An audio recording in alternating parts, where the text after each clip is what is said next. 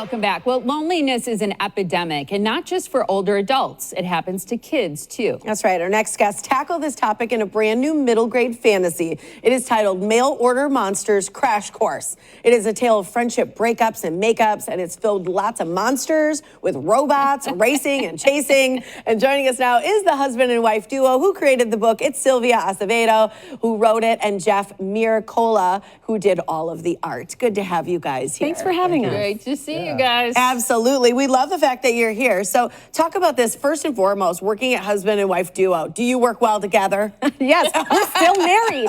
Can you believe it? Yeah.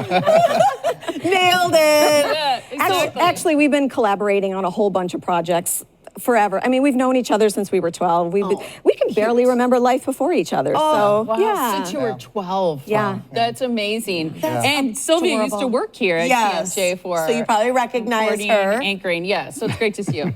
So talk a little bit about the concept for this. You've done middle grade fantasy stuff before. What is it about this story that really you were like, I got to put this to paper? You know, he came up with this cute little idea of a kid ordering a monsters from an ad in the back of a comic book. And so I ran with it. And so this is the story of a 10-year-old boy who's so desperate for a new best friend that he orders monsters from an ad in the back of the comic book.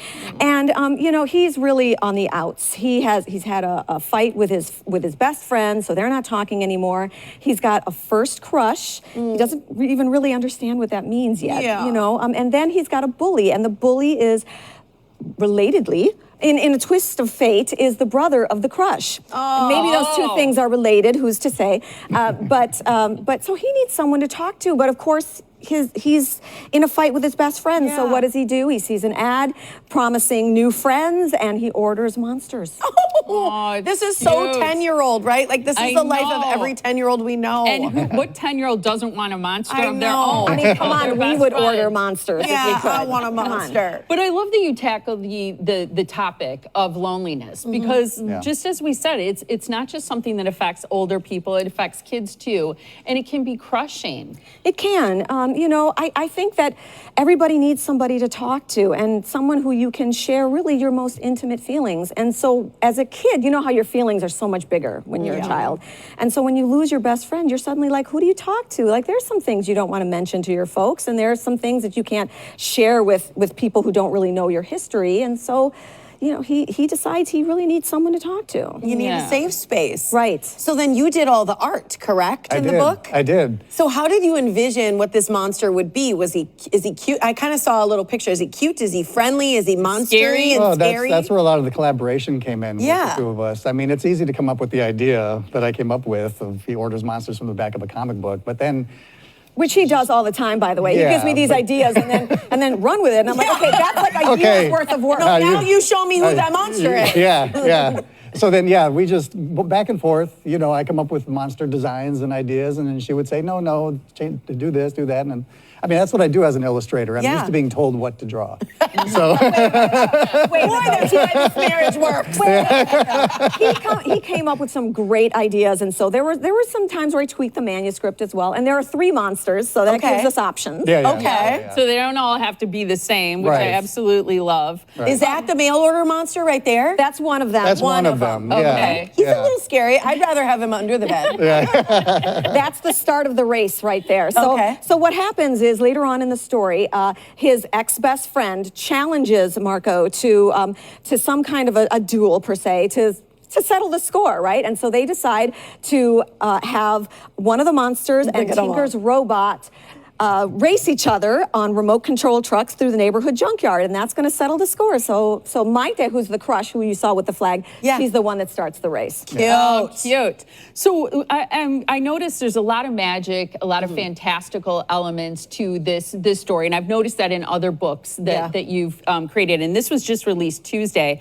I don't know, have you already received any feedback from people who've had an early read on how they're perceiving it and how they feel about this book? I give it 5 stars. And that really bumped it up. Yeah.